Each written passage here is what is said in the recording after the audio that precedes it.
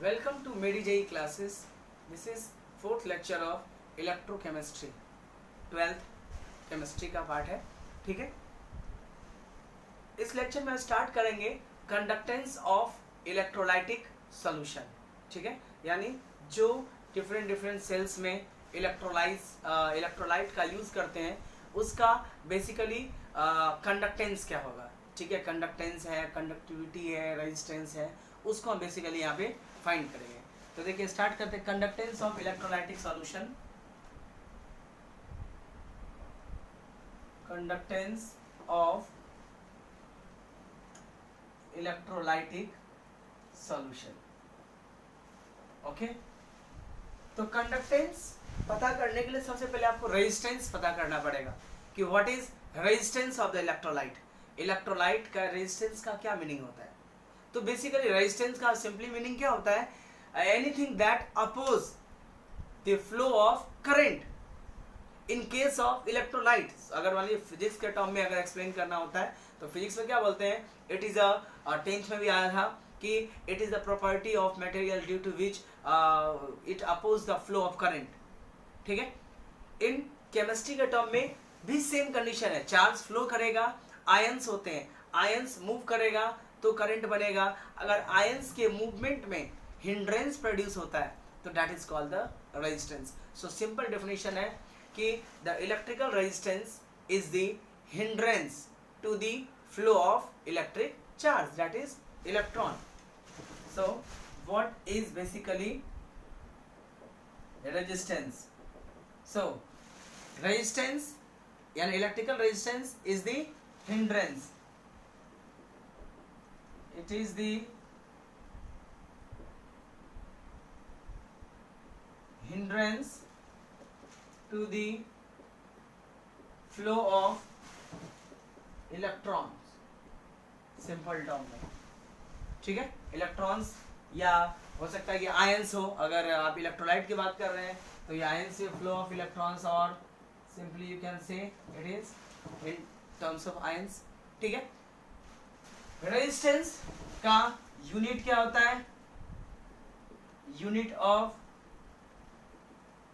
Resistance जो होता है आपका, इसको हम ओम पढ़ते हैं. ठीक है, डिनोट करने की बात कर रहे हैं यानी सिंबल की बात करो तो सिंबॉलिकली इसको रिप्रेजेंट किया जाता है आर से. एंड सर्किट सिंबल, सर्किट में इसको इस सिंबल से इंडिकेट किया जाता है. अब रेजिस्टेंस बहुत सारे फैक्टर्स पे डिपेंड करता है, बट जहां तक बात करते हैं हम सेल का, सेल में रेजिस्टेंस का, तो सेल में रेजिस्टेंस जो होता है, या अगर वाले किसी कंडक्टर में है तो रेजिस्टेंस फिजिकली दो चीज पे डिपेंड करता है. यानी किसी कंडक्टर से या किसी भी इलेक्ट्रोलाइट से होकर के अगर आपका करंट फ्लो कर रहा है, मतलब चार्ज फ्लो कर रहा है, तो उसमें जो रेजिस्टेंस होगा वो उसके दो फिजिकल नेचर पर डिपेंड करेगा. In case of conductor resistance is directly proportional to length. यानी कंडक्टर का लेंथ जितना ज्यादा होगा, कंडक्टर का लेंथ जितना ज्यादा होगा, रेजिस्टेंस उतना ज्यादा होगा. And in terms of area of cross section, तो कहते हैं कि अगर वायर थिक है तो इलेक्ट्रॉन्स क्या होगा, इजिली फ्लो होगा, तो रेजिस्टेंस का वैल्यू क्या हो जाएगा, कम हो जाएगा. सो इफ मतलब एरिया ऑफ क्रॉस सेक्शन अगर ज्यादा है तो रेजिस्टेंस कम होगा. इसका मतलब हुआ थिक वायर में रेजिस्टेंस कम होता है और थिन वायर में रेजिस्टेंस ज्यादा होता है. So the resistance of any conductor, फिर उसको हम सेल के टर्म में डिफाइन कर लेंगे कि सेल में ही क्या आता है. ठीक है, सो इन टर्म्स ऑफ रेजिस्टेंस, ठीक है, so resistance of a conductor depends on resistance directly proportional to length of the conductor and inversely proportional to area of cross section of conductor उसका इनवर्सली प्रोपोर्शनल होता है. So R is equal to जब ये proportionality sign हटेगा तो कोई constant आएगा, that will written L rho L upon A, ठीक है। This rho is known as resistivity, ठीक है। अब हम बात कर रहे हैं इलेक्ट्रोलाइट की, तो इन terms of electrolyte rho L और ए का क्या मीनिंग है, तो एल इज दो इलेक्ट्रोड, सेल में दो इलेक्ट्रोड आता है, तो सेल में दो इलेक्ट्रोड के बीच का जो लेंथ होता है उसको हम एल बोलते हैं। L is distance between two electrode. And अगर आप कंडक्टर की बात करोगे तो L is the length of the conductor, ठीक है। And what is a, this is the area of cross section of electrode, यानी जो इलेक्ट्रोड आपने केमिकल में प्लेस किया है उसका एरिया ऑफ क्रॉस सेक्शन होता है आपका ए, ओके। और अगर यही कंडक्टर की बात करें तो कंडक्टर में वायर का या रॉड का जो एरिया क्रॉस सेक्शन होता है वो ये, ठीक है। So resistance of the conductor, और यू कैन से आप यहां पे लिख दो कि इलेक्ट्रोलाइट डिपेंड्स ऑन, इस फैक्टर पर डिपेंड करता है। नेक्स्ट है कि what is rho, rho is called resistivity, ठीक है। Rho is called resistivity and also इसका दूसरा नाम भी होता है और स्पेसिफिक रेजिस्टेंस भी बोलते हैं इसको, also known as specific resistance. अब why it is called specific resistance, तो देखिए फॉर्मूला इसका, अगर मैं रो का फॉर्मूला निकालूं तो क्या आएगा, rho is equal to R A upon L, ठीक है। If area of cross section अगर यूनिटी हो, यानी if area of cross section का वैल्यू 1 हो जाए एंड एल का वैल्यू भी 1 हो जाए तो रो किसके बराबर हो जाएगा, आर के बराबर। तो आर क्या है, resistance, that's why rho is also known as specific resistance. Specific क्यों, बिकॉज आपने कुछ कंडीशन लगाया कि ये रेजिस्टेंस के बराबर तब होगा when area of cross section का वैल्यू यूनिटी एंड लेंथ का वैल्यू यूनिटी हो जाए, that's why rho is also known as specific resistance, okay. Now rho is equal to R A by L है। अगर मैं एल बढ़ाऊं तो ए को increase करूं तो एंड आर को इंक्रीज करूं तो डेंसिटी पे क्या, सॉरी रेजिस्टिविटी पे क्या इफेक्ट पड़ेगा। तो फॉर्मूला से डायरेक्टली लग रहा है कि लेंथ बढ़ाऊंगा तो रेजिस्टिविटी क्या होगा, घटेगा, एरिया बढ़ाऊंगा तो रेजिस्टिविटी बढ़ेगा, रेजिस्टेंस बढ़ाऊंगा तो रेजिस्टिविटी बढ़ेगा। बट जो रेजिस्टिविटी है वो इन तीनों में से किसी पे डिपेंड नहीं करता है।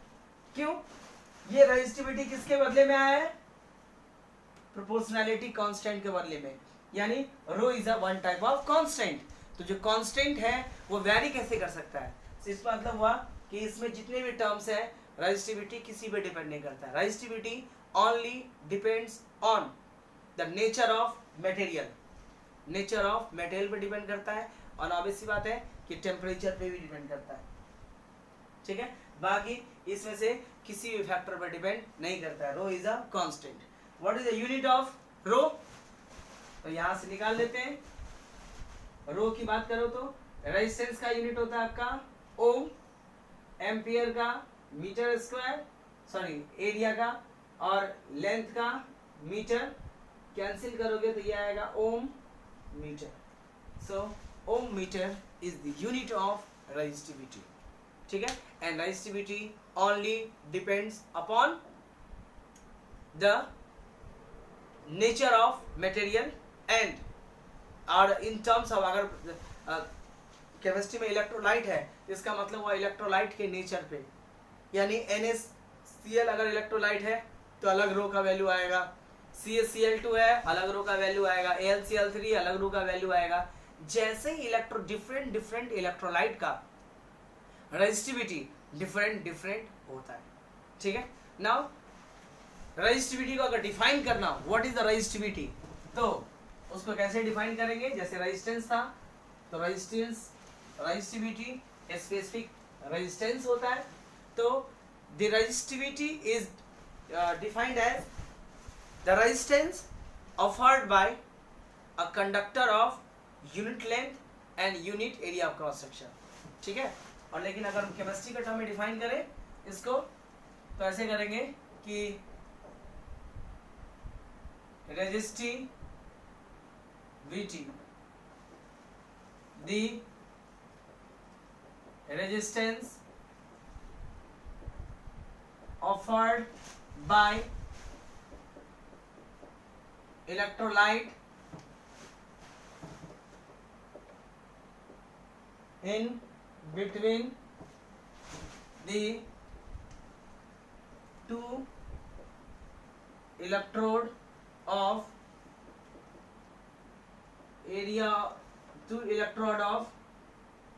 unit area of cross section and separated by unit length। Because यहाँ पे आपको ये सारे टर्म्स क्या है, जो ये रेजिस्टेंस है, ये सब फिजिक्स में डिटेल में पढ़ने को मिलता है, बट केमिस्ट्री में भी कंडक्टिविटी तो केमिस्ट्री में भी हो सकता है। तो जो दोनों का डिफिनीशन दोनों अलग अलग केस लेते हैं।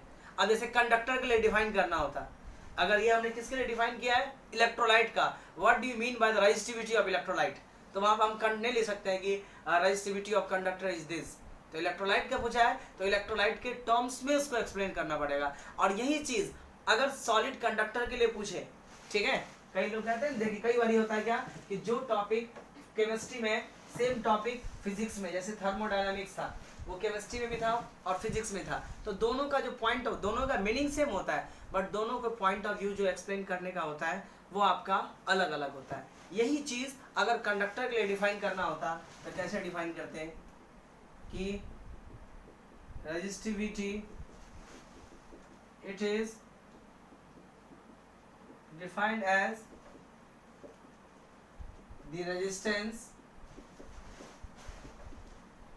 offered by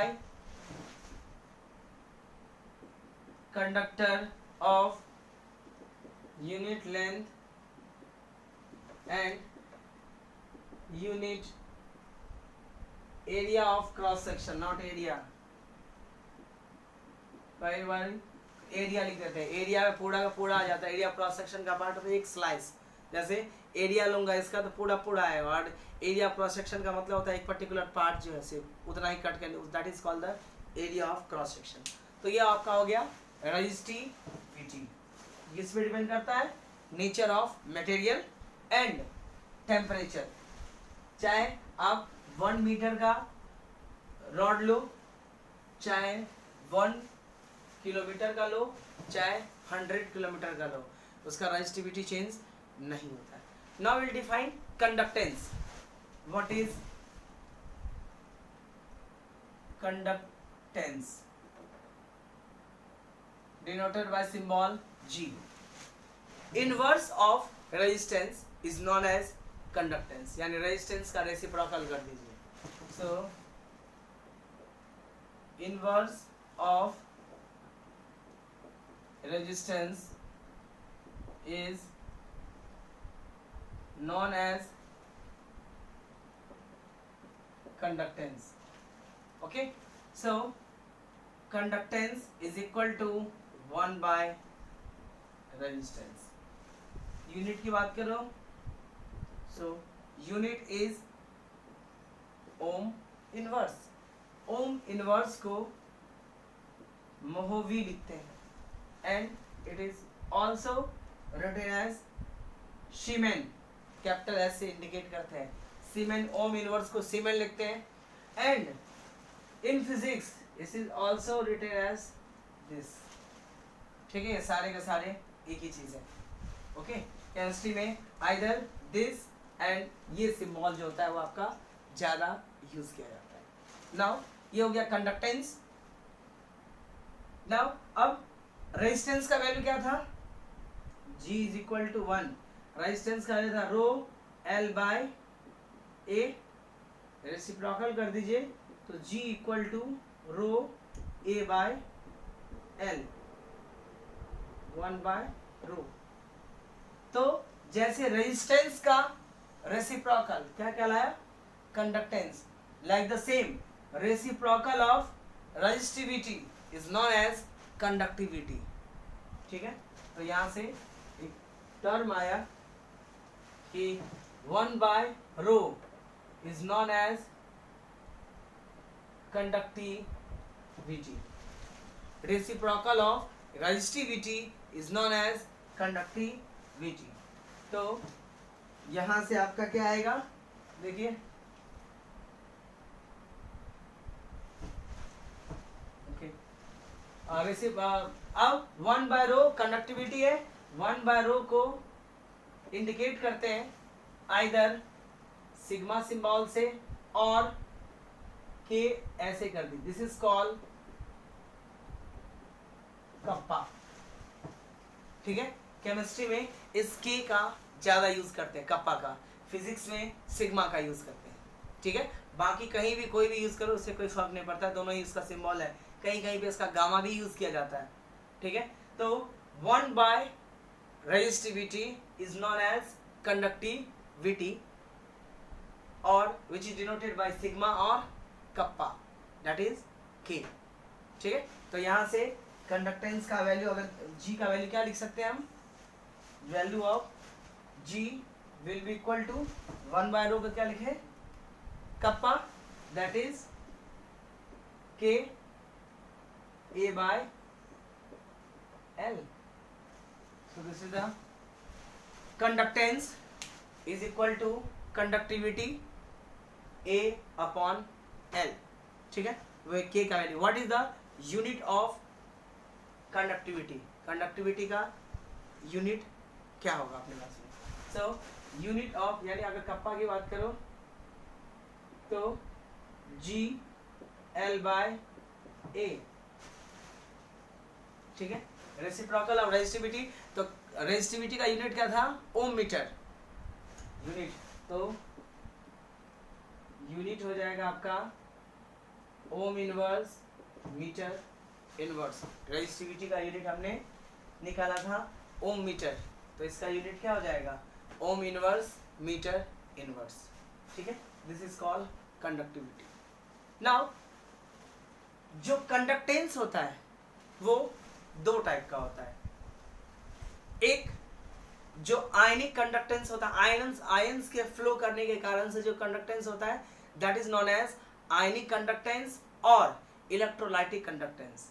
एंड सॉलिड में जो कंडक्टेंस होता है, यानी सॉलिड में जो आपका कंडक्टेंस होता है उसको इलेक्ट्रॉनिक कंडक्टेंस और मेटालिक कंडक्टेंस के नाम से जानते हैं। ठीक है, तो देखते हैं types of conductance,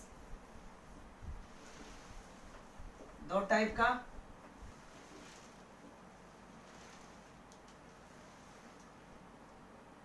types of conductance. इसको सबसे बेस्ट वे में है कि डिफरेंशिएट करके स्टडी करें। डिफरेंशिएट करके मतलब हुआ कि दोनों बेसिकली डिफरेंस है क्या, तो दो टाइप का कंडक्टेंस होता है, इसको हम स्टडी करेंगे डिफरेंस के फॉर्म में। फर्स्ट टाइप को बोलते हैं आइदर इलेक्ट्रॉनिक और metallic conductance, and another one second को बोलते हैं आइदर आयनिक और इलेक्ट्रोलाइटिक कंडक्टेंस। ओके, इलेक्ट्रॉनिक और मेटालिक कंडक्टेंस एंड आयनिक और इलेक्ट्रोलाइटिक कंडक्टेंस। नाउ दोनों में बेसिक डिफरेंस क्या है, एक सॉलिड कंडक्टर में होता है, एक आयंस में होता है, लिक्विड मतलब इलेक्ट्रोलाइट में होता है। सो कंडक्टेंस थ्रू अ मेटल ठीक है। Electrical conductance through a metal, पहला डिफरेंस हम ये लेते हैं कि electrical conductance through a metal is known as metallic or electric or electronic conductance, ठीक है। इसमें the conductance through electrolyte, ठीक है, यानी conductance through electrolyte is known as ionic or electrolytic conductance, okay. तो इलेक्ट्रोलाइट से जो इलेक्ट्रिसिटी पास होता है तो वो कंडक्टेंस कहलाता है आपका आयनिक, एंड किसी सॉलिड से होकर के जो आपका करंट इलेक्ट्रिसिटी होता है उसके लिए हम डिफाइन करते हैं आपका ये कंडक्टेंस का। नाउ ये कंडक्टेंस जो होते हैं वो कुछ इंपॉर्टेंट फैक्टर्स पे डिपेंड करते हैं, ठीक है। फॉर एग्जांपल जो आपका अपना ये जो कंडक्टेंस होता है it is due to the movement of electrons. Metallic conductance जो होता है so it is due to movement of electrons, ये मूवमेंट के इलेक्ट्रॉन के कारण, इलेक्ट्रॉन के मूवमेंट के कारण से होता है। It is due to movement of ions, positive और निगेटिव, ठीक है। फिर बात करते हैं डिपेंड का कि कौन कौन से फैक्टर पे डिपेंड करता है। तो जो मेटालिक आपका कंडक्टर होता है ये डिपेंड करता है स्ट्रक्चर यानी nature and structure of metal. So it depends on, पहला लेते हैं nature and structure of metal. क्या मीनिंग? नेचर का मतलब है आयरन है, कॉपर है, एल्यूमिनियम है, सबका कंडक्टिविटी अलग अलग, सबका जो कंडक्टेंस होता है वो अलग अलग होता है। एंड स्ट्रक्चर का मतलब होता है कि इंटरनल में स्ट्रक्चर यानी डेंसिटी, हाई डेंसिटी है, लो डेंसिटी है, आयरन ही है लेकिन एक में बहुत ज़्यादा आयंस है, सॉरी बहुत कंडेंस्ड है, एक में कम है, दोनों का कंडक्टिविटी क्या हो जाएगा, वेरी कर जाएगा। So it depends upon what, nature and structure of metal. Number of valence electron पर एटम इसका डिपेंड करता है नंबर ऑफ वैलेंस इलेक्ट्रॉन पर एटम। पर atom number of valence electron कितना है ये उस चीज पे भी डिपेंड करता है, बिकॉज वैलेंस इलेक्ट्रॉन जितना ज्यादा फ्री इलेक्ट्रॉन्स होंगे उतना ज्यादा उसका क्या होगा, कंडक्टेंस क्या होगा, उतना ज्यादा होगा, यानी लाइट करंट उतना ज्यादा फ्लो करेगा। And third one it depends upon temperature. Third one it depends on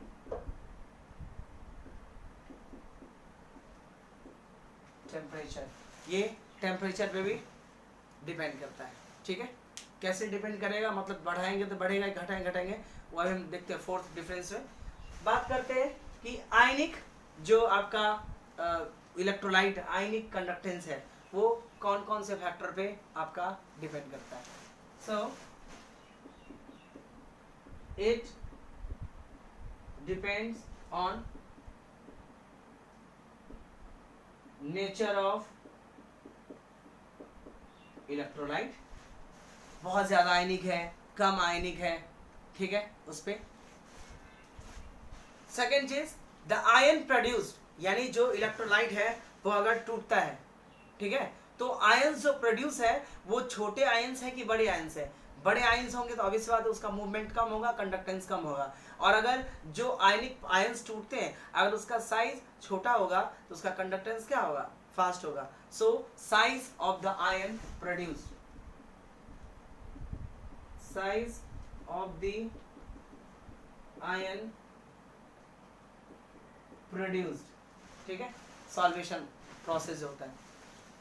third है आपका नेचर ऑफ सॉल्वेंट, जिसमें आप सॉल्यूट को डिसॉल्व करते हैं उस पर डिपेंड करता है। सो नेचर ऑफ सॉल्वेंट के इलेक्ट्रोलाइट को किस सॉल्वेंट में आप डिसॉल्व करते हैं, एंड इट्स विस्कोसिटी पे भी डिपेंड करता है, ठीक है। उसके बाद में कंसंट्रेशन ऑफ इलेक्ट्रोलाइट पे भी डिपेंड करता है, जितना ज्यादा कंसंट्रेशन होगा आयंस उतना अवेलेबल होगा। Fourth one that is concentration of electrolyte, and fifth one on temperature.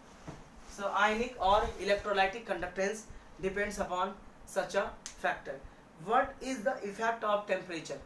तो in metallic conductor temperature increase होता है तो conductance decrease होता है। Reason, if we increase the temperature in that condition, जो solid में क्या होते हैं कि जो electrons होते हैं वो free नहीं होता है, ठीक है, अपने पोजीशन पे फिक्स होता है। When we increase the temperature तो वो उन सब में क्या होगा, क्योंकि मेटल में लार्ज अमाउंट में फ्री इलेक्ट्रॉन्स पहले से अवेलेबल होता है तो वो एक दूसरे से मूव करेगा तो एक दूसरे को कोलाइड करेगा। If we increase the temperature in that condition collision क्या हो जाएगा आपका, बढ़ जाएगा। और अगर कॉलिजन बढ़ गया तो इलेक्ट्रॉन्स को पाथ नहीं मिलेगा मूव करने के लिए, तो कंडक्टेंस क्या होगा, घट जाएगा। सो इन जबकि इस वाले में if we increase the temperature ions का मूवमेंट बढ़ जाएगा, क्योंकि आयंस एक फ्रीली मूव कर सकता है, इलेक्ट्रोलाइटिक लिक्विड के फॉर्म में होते हैं, तो इसमें आयंस का मूवमेंट बढ़ जाए, एनर्जी बढ़ेगा तो आयंस क्या होगा, फास्टली मूव करेगा, क्योंकि मूव कर सकता है freely. That's why on increasing the temperature the conductance of ionic electrolyte ionic conductance increases, जबकि मेटालिक कंडक्टेंस होते हैं वो आपका डिक्रीज होता है। हम लिख देते हैं नेक्स्ट वन है कि with rise in temperature conductance will decrease. But इस केस में टेम्परेचर अगर राइज होगा, टेम्परेचर आपने बढ़ा दिया तो कंडक्टेंस का वैल्यू भी क्या हो जाएगा आपका, इंक्रीज हो जाएगा। If we increase this conductive will also increases, ठीक है। So this is the two type of conductance, ठीक है। Now measurement of conductivity of ionic solution, यानी आयनिक सॉल्यूशन का कंडक्टिविटी कितना होगा उसको हम कैसे मेजर करेंगे, मेजरमेंट का प्रोसीजर क्या होगा, ठीक है। तो देखते हैं measurement of conductance measurement of conductivity of ionic solution. ये बेसिक डिफरेंस था आपका टू टाइप ऑफ कंडक्टेंस में। नाउ अब देखते हैं मेजरमेंट कैसे ले सकते हैं। अगेन यहाँ पे फिजिक्स का कंसेप्ट है व्हीट स्टोन ब्रिज का, okay. So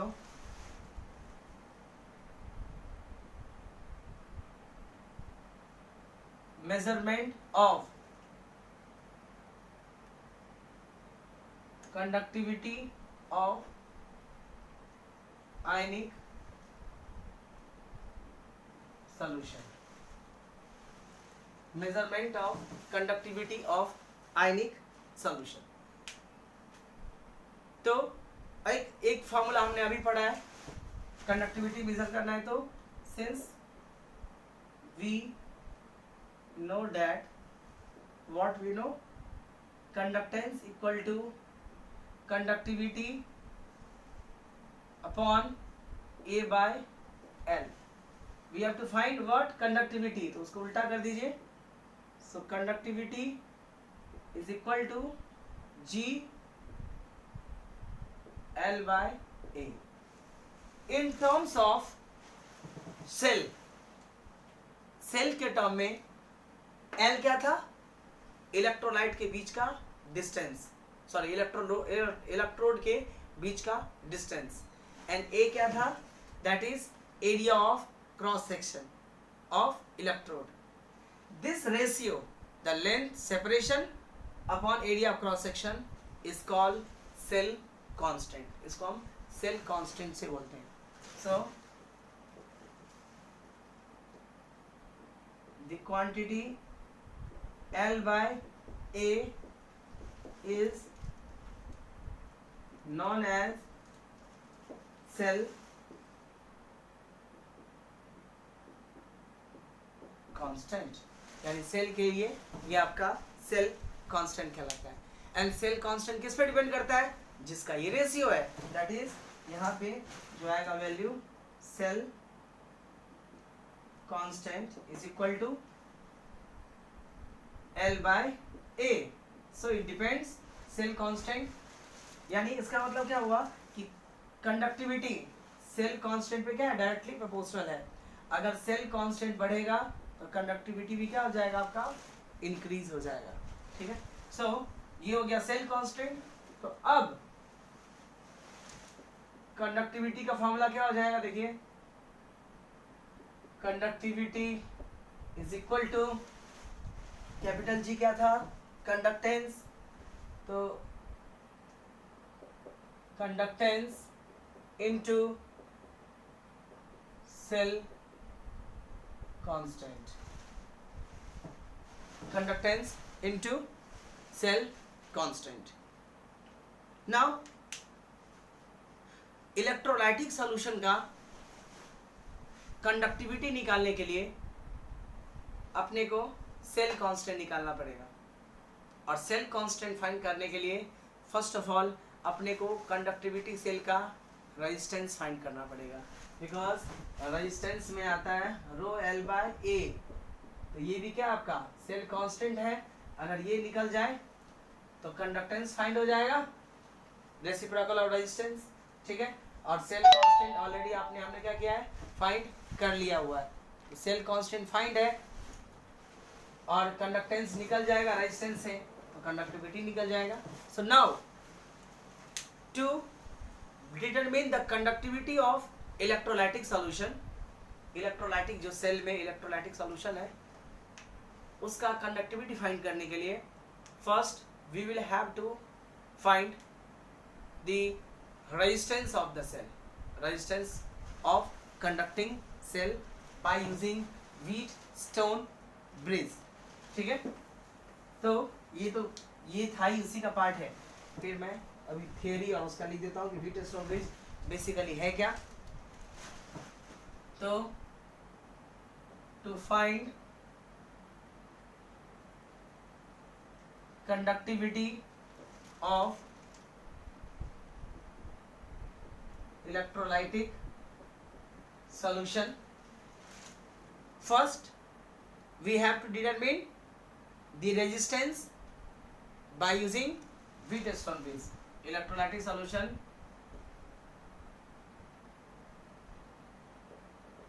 first determine the resistance of conducting cell by using Wheatstone bridge. Wheatstone bridge है क्या? ये आपको फिजिक्स के करंट इलेक्ट्रिसिटी चैप्टर में डिटेल में पढ़ने को ही मिलेगा. वहाँ पे आपको डिराइव भी करना है व्हीटस्टोन ब्रिज के लिए. ओके. यहाँ पे मैं एक बार आपको प्रोस्पेक्ट बता देता हूँ कि व्हीटस्टोन ब्रिज है क्या और क्यों इसका यूज किया जाता है रेजिस्टेंस फाइंड करने के लिए. व्हीटस्टोन ब्रिज 4 रेजिस्टेंस के कॉम्बिनेशन से बनता है. ठीक है. 4 resistance is compulsory, 5th one भी हो सकता है, लेकिन 4 रेजिस्टेंस तो होगा ही होगा.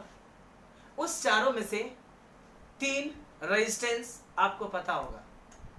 ठीक है. And with the help of that 3 resistance आपको फोर्थ रेजिस्टेंस फाइंड करना है। और इस व्हीटस्टोन ब्रिज से जो रेजिस्टेंस हम फाइंड करते हैं फोर्थ, उसको फाइंड करने के लिए किसी भी वोल्टेज या कोई भी करंट या कोई भी चार्ज का रिक्वायरमेंट नहीं होता है। There is no requirement of any charge, any voltage, anything. सिर्फ 3 रेजिस्टेंस पता होगा, फोर्थ रेजिस्टेंस फाइंड हो जाएगा। उसके लिए हमें सर्किट को बैलेंस्ड करना पड़ता है, जिसको हम बैलेंस्ड व्हीटस्टोन ब्रिज बोलते हैं। ठीक है, पहले मैं सिंपली एक्सप्लेन कर देता हूँ जो फिजिक्स के टर्म में आते होंगे, क्योंकि ऑलवेज केमिस्ट्री जिसका है उसका ऑलरेडी फिजिक्स आएगा ही आएगा, तो फिजिक्स के टर्म में, ताकि फिजिक्स वाला समझ आ जाएगा तो उसके बाद में क्या केमिस्ट्री वाले टर्म से हम उसको रिप्लेस कर देंगे। तो व्हीटस्टोन पहले होता क्या ये समझते हैं। ठीक है, तो व्हीटस्टोन में 4 रेजिस्टेंस होता है, जिसको इस टाइप से अरेंज किया जाता है।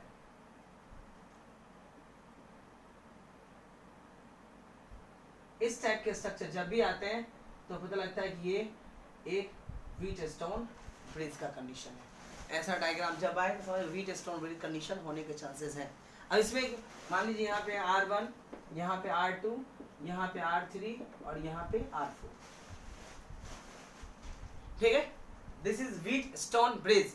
4 ये, और ये हो सकता है कि यहाँ पे रेजिस्टेंस भी लगाओ, उससे कोई फर्क नहीं, बीच में कुछ भी लगाओ।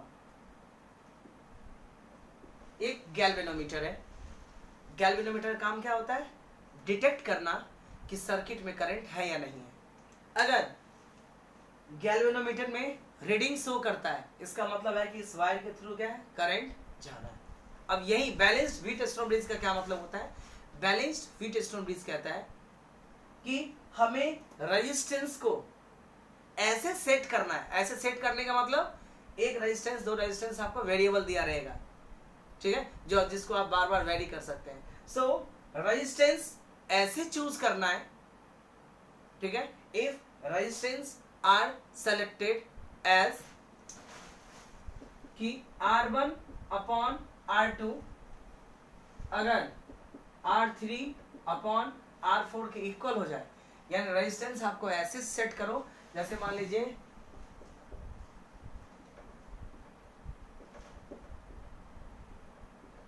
2 4 4 8 एक बैलेंस व्हीटस्टोन ब्रिज है। ठीक है, this is the balance Wheatstone bridge. क्यों? बिकॉज ये ऐसे भी कर सकते हैं कि इसका क्रॉस प्रोडक्ट इसका क्रॉस प्रोडक्ट के बराबर हो जाए। तो 8 2 जा 16, 4 4 जा 16। तो अगर क्रॉस मल्टीप्लीकेशन ऑफ रेजिस्टेंस अगर इक्वल हो जाए तो उसको हम बैलेंस्ड व्हीटस्टोन ब्रिज कहते हैं। ठीक है, या उसी देखिए ना, यहां से इसको मल्टीप्लाई कर दे, वो कंडीशन आ जाएगा। या दूसरे लैंग्वेज में इन दोनों का रेशियो इन दोनों के रेशियो के इक्वल होना चाहिए। अगर इन दोनों का रेशियो इन दोनों के रेशियो के बराबर हो जाए तो व्हीटस्टोन ब्रिज बैलेंस्ड हो जाता है। और बैलेंस्ड व्हीटस्टोन ब्रिज में बीच से करंट पास नहीं होता है। यानी गैल्वेनोमीटर में अगर रीडिंग 0 आ जाए तो समझ जाने का कि ये एक बैलेंस्ड व्हीटस्टोन ब्रिज है। इन दैट कंडीशन ऑनली, जब बैलेंस्ड होगा तो अब इसमें से मान लीजिए ये आपको पता नहीं है और बाकी ये 3 आपको पता है, तो ये पता होगा। तो R1 equal to R2 R3 upon R4 अब कैलकुलेट हो गया। किसी वोल्टेज का, किसी करंट का, किसी चार्ज का रिक्वायरमेंट नहीं है यहाँ पे। तो बैलेंस्ड व्हीटस्टोन ब्रिज इसलिए फेमस है कि व्हीटस्टोन ब्रिज के हेल्प से अननोन रेजिस्टेंस फाइंड कर सकते हैं without any knowing the value of voltage और करंट। ठीक है, तो व्हीटस्टोन ब्रिज का 4 रेजिस्टेंस का स्टेप से अरेंजमेंट है। इन चारों रेजिस्टेंस को ऐसे सेट करते हैं, मतलब उसके वैल्यूज को ऐसे लेते हैं कि इन दोनों का रेशियो इन दोनों के रेशियो के अगर बराबर हो जाए तो बीच से करंट पास ही नहीं करता है। ठीक है, और ऐसे कंडीशन जब बीच से करंट पास होना बंद हो जाए तो समझ जाने का ये जो ब्रिज है वो बैलेंस्ड हो गया। This is called balanced Wheatstone bridge. ठीक है, अपने को भी यही काम करना है यहाँ पे। ठीक है, इसी के रिस्पेक्ट में हम केमिस्ट्री में सॉल्व करते हैं। ठीक है, बैलेंस्ड व्हीटस्टोन का कंडीशन लाएंगे तो इससे करंट हट जाएगा, इसका मतलब हुआ ये वायरी हटा देने का। ओके, नाउ अब देखते हैं कि व्हीटस्टोन ब्रिज के हेल्प से हम कंडक्टिंग सेल का जो कंडक्टिविटी सेल है उसका रेजिस्टेंस कैसे फाइंड करते हैं। तो इसमें करते क्या है कि डायग्राम मैं यहाँ बना देता हूँ। यहाँ पे ये आपका कंडक्टिविटी सेल, जिसका हम रेजिस्टेंस मान लेते हैं R1, जो हमें फाइंड करना है। ठीक है, यहाँ पे ये क्या है आपका, इसको R2, ये क्या आपका variable resistor, variable resistance 10th में सिंबल आया था। ठीक है, this is the variable resistor. Now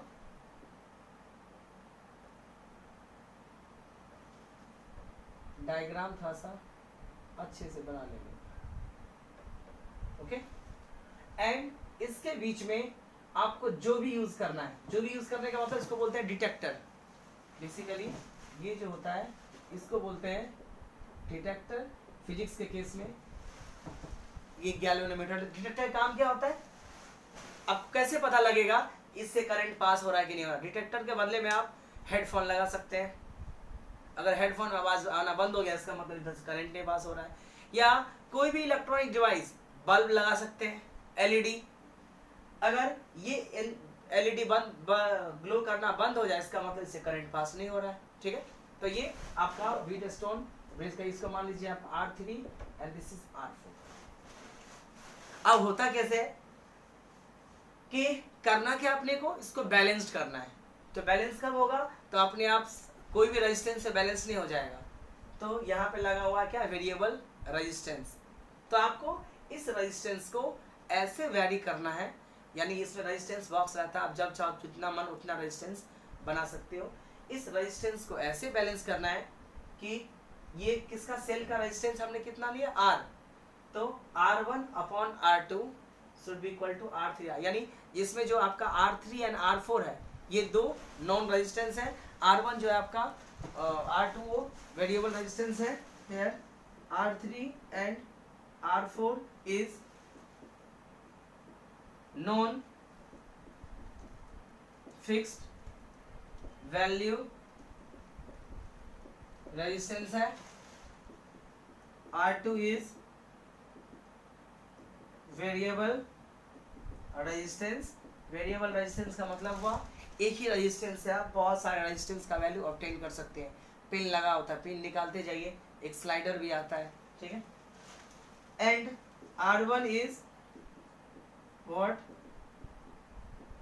resistance of cell, that is conductivity cell. Now if bridge is balanced, no current pass through detector, अगर बैलेंस्ड है तो।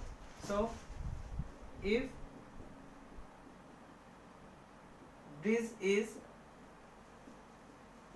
balanced, no current pass through the detector। Detector से कोई current pass नहीं होगा, और तब लगाएंगे हम व्हीटस्टोन ब्रिज का balance condition, that is R1 upon R2 is equal to R3 upon R4।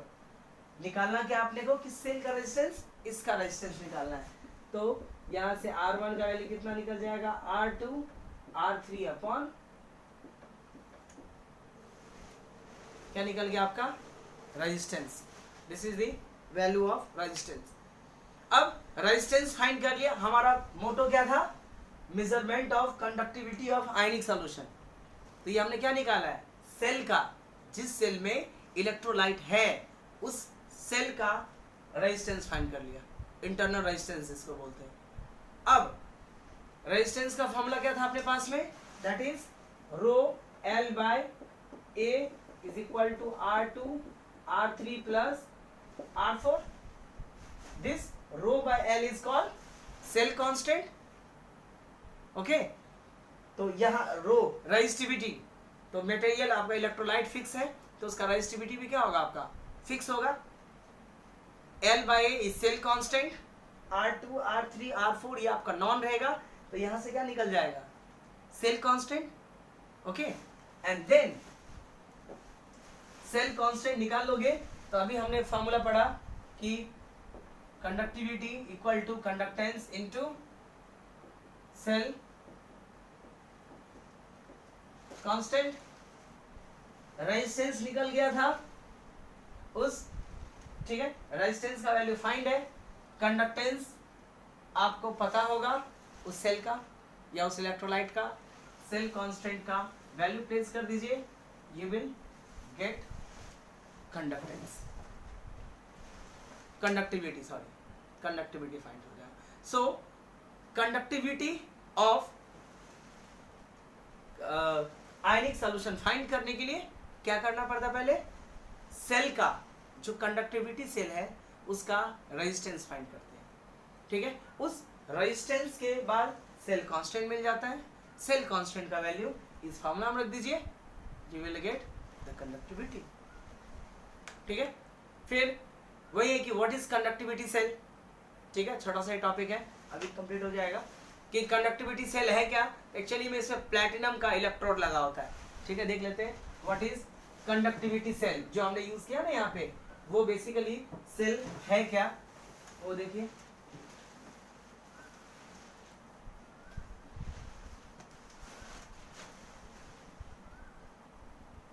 Conductivity cell, इसमें दो इलेक्ट्रोड होता है. पहले एक कंटेनर होता है,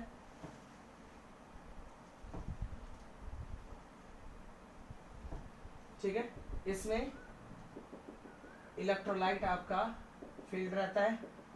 इलेक्ट्रोलाइट को चेंज करने के लिए, यानी आपको कहीं घट गया बढ़ गया तो यहाँ से रहता है कि आप चाहो तो यहाँ से अभी कॉर्क से बंद रहता है.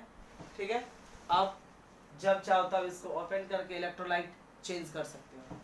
और यहाँ पे दो इलेक्ट्रोड लगा होता है.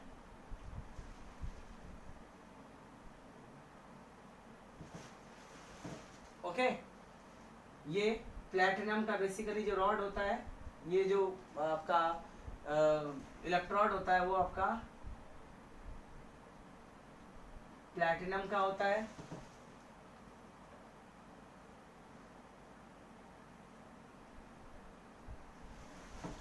ठीक है, यहाँ से आपका कनेक्टिंग वायर रहता है, वायर से ऐसे कनेक्ट कर दो, सर्किट चालू हो जाएगा. ये क्या आपका, इसको बोलते हैं हम प्लैटिनाइज्ड प्लैटिनम इलेक्ट्रोड. सेम चीज यहाँ भी है, ये भी प्लैटिनाइज्ड प्लैटिनम इलेक्ट्रोड. ठीक है, इसमें होता क्या है, ये जो प्लैटिनम होता है, this platinum electrode is coated with platinum black. ऊपर से उस पर लेयर चढ़ा होता है प्लैटिनम ब्लैक का. ठीक है, so it consist two platinum electrode,